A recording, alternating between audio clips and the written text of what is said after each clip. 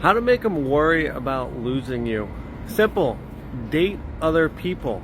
If he asks you what you're doing on Thursday night, tell him. Be honest.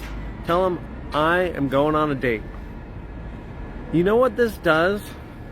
And other dating coaches are not going to tell you this because they think it's manipulative or we need to cater to his ego. I disagree with this. A man is competitive. A man, when he likes you, is not going to like when you're dating someone else. And so the man that doesn't want to lose you, that wants you, that really wants you, is going to step up his effort. He's going to ask questions about why you're seeing someone else. If it's early on, he's just going to be like, well, when can I see you? When can I get a date? We don't need to hide what we're doing. If he doesn't want you to date other people and you're at that point, he can ask you to be exclusive.